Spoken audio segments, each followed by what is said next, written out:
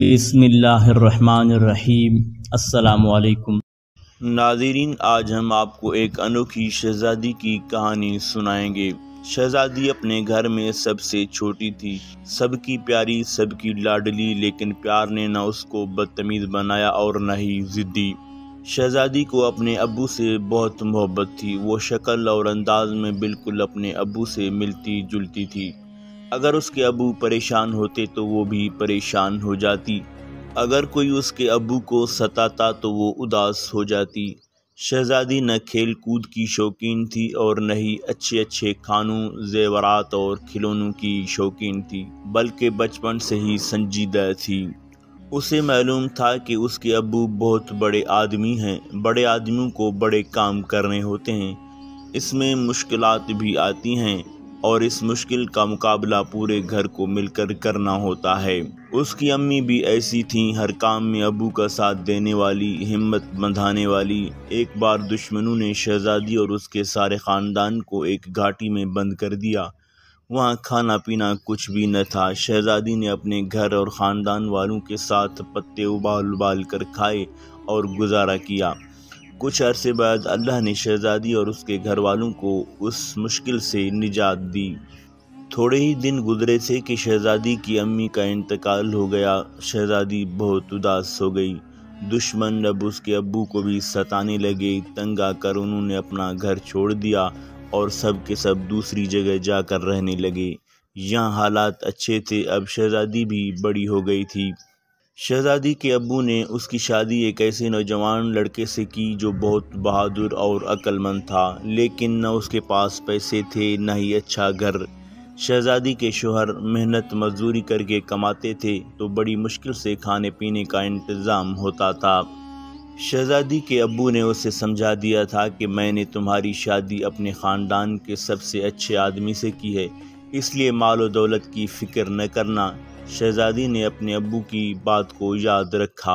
شہزادی صبر اور شکر سے گزارا کرتی رہی۔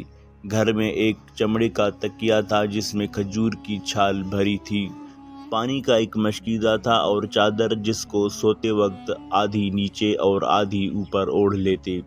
شہزادی کو اللہ پاک نے 2 پیارے بیٹے دیے۔ اب تو اس کا سارا وقت گھر کے کام کاج اور بچوں کی دیکھ بھال میں گزرتا۔ وہ جھاڑو لگاتی، کنویں سے ڈھول کھینچ کر پانی لاتی، چکی پیستی، آٹا گوندتی اور روٹی پکاتی۔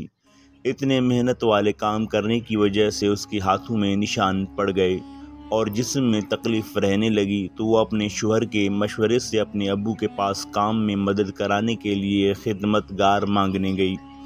شہزادی کے ابو نے اپنی لاڈلی بیٹی کو سمجھایا کہ غلام تو کچھ اور ضرورت مند لوگوں کے لیے ہیں، اور اسے اللہ کے ذکر کا مشورہ دیا۔ وہ واپس لوٹی تو اس نے اس بات کو یاد رکھا۔ صبح سے شام تک کام کے دوران اس کے ہونٹ اللہ کے ذکر سے ہلتے رہتے تھے۔ شہزادی کے ابو جب بھی سفر سے آتے تو سب سے پہلے اس سے ملنے جاتے، شہزادی کا ماتھا چومتے، اس کے لیے دعا کرتے۔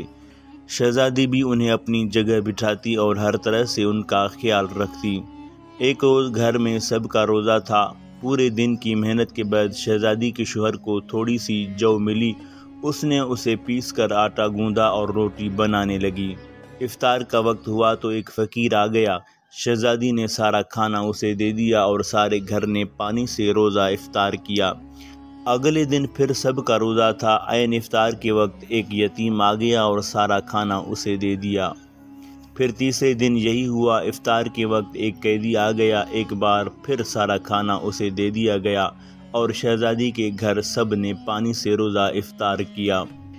پیارے دوستو، ضرور آپ حیران ہوں گے کہ شہزادی کون تھی اور اس کا تعلق کس ملک سے تھا۔ ہم آپ کو بتاتے ہیں کہ یہ انوکھی شہزادی دنیا کی عام شہزادی نہ تھی، بلکہ یہ ہمارے پیارے نبی کریم صلی اللہ علیہ وسلم کی لاڈلی بیٹی حضرت فاطمہ الزہرا رضی اللہ تعالی عنہا تھی۔ ناظرین، حضرت فاطمہ الزہرا رضی اللہ تعالی عنہا صرف اس دنیا کی ہی شہزادی نہ تھی، بلکہ اگلی دنیا کی بھی شہزادی ہیں۔ نبی کریم صلی اللہ علیہ وسلم نے بتایا کہ فاطمہ جنت کی عورتوں کی سردار ہوں گی اور جنت میں اللہ انہیں وہ سب کچھ دے دے گا، سونا، چاندی، زیور، کپڑے، عالیشان محل جو شہزادیوں کو ملتے ہیں۔